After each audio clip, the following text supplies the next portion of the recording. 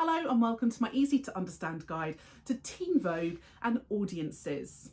This video is going to be particularly relevant for you if you are studying AQA A-Level Media Studies, as Teen Vogue currently appears on that specification. You're going to need to know a whole load of things about Teen Vogue. This video in particular is going to focus on audiences, but I do have other videos about Teen Vogue on my channel. It's important to note that when you study Teen Vogue, you're going to be looking at the website at a different time when I looked at it, and it may look different and have different articles on there. I may mention articles that you can't see. That's fine. You just need to make sure that you either use my examples or your own examples from when you look at the site. So it's important to understand who the target audiences are for Teen Vogue. My first thought is that the target audience are mostly teenagers and young people in general. And if you have a look at the content on their website, you can really see how they've targeted this particular age group. Now, teenagers are not known for having the biggest attention spans, so the information on the website is kind of written into small chunks. You know, you've got bullet points, lots of subheadings, and lots of large pictures, and that really helps to engage a younger audience who might find large swathes of text a bit off-putting. There are also articles that particularly engage young people. So for example, when I looked at the website, there was an article about going back to school. So really kind of trying to appeal to that age group of people who might still be in high school. There were lots of references to other teen products like Pretty Little Liars and Gossip Girl, so targeting particularly young female teenage audiences. There was also the use of perhaps teenage slang, so using the word legit and OMG. So that's used on both on their website and on their social media as well. So the use of particular colloquialisms which might be more engaging for a young audience. One article was clearly aimed at teenagers by saying, "We can't vote yet, but we're fighting so one day we can." So very much targeting that kind of age group of people, kind of 13 to 17. And so the use of whether it's media language, narratives within articles, written language, mode of address, all there to target a young audience.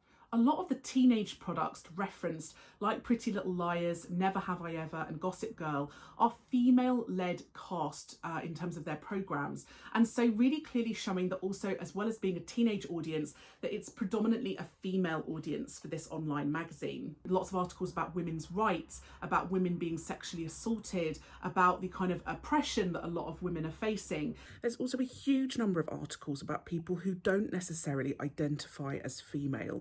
So there's a lot of articles about people who may consider themselves trans, non-binary, etc. So actually the gender of the target audience is quite broad, and the only people who are often not represented in the online articles are cisgender men. So actually the magazine seems to be aiming itself at cis women as well as trans women and people who may identify as other parts of the gender spectrum. There is some argument that Teen Vogue also has a slightly older audience as well as teenagers. So for example, they are referencing programmes like Pretty Little Liars and Gossip Girl, which, let's face it, did come out quite a while ago, when some audiences who will have watched them then will have grown up and be more kind of in their 20s now. They also have a Facebook page that has over 5 million people following them, and Facebook is perhaps used by people more over the age of 30. So perhaps Teen Vogue is actually engaging a slightly older target audience as well. I actually saw some posts on their Facebook page where they were referencing Nancy Drew, who's a character from books that were quite popular when I was a child. So perhaps there is some content there to draw in that slightly older female audience. And just from my own personal perspective, perhaps that is because there are a lot of women out there now who are adults who feel that there aren't any other magazines targeting women in this way. Perhaps they're fed up of more traditional sexualized objectifying representations of women and are turning to teen magazines like Teen Vogue to get a slightly more modern and up-to-date, open-minded representation of women and other social groups. There's very much targeting of a diverse audience in terms of ethnicity as well. You have articles about Black lives. There's articles about Black women, Asian women. When I looked at it, there was an article about natural black hair, afros, braids, And that's typically something that goes underrepresented in a lot of women's lifestyle magazines. So kind of including more diverse representations of women might bring in a wider, diverse audience in terms of ethnicity. LGBTQ plus audiences are potentially going to feel more included as well. They're also traditionally left out or marginalised by other magazines, particularly women's lifestyle magazines. And so having the kind of more diverse representations and being more inclusive with the language they use is going to bring in those audiences and make them feel as though it is more of a safe space for them. The magazine engages young people who are interested in politics by talking about issues such as the environment and climate change.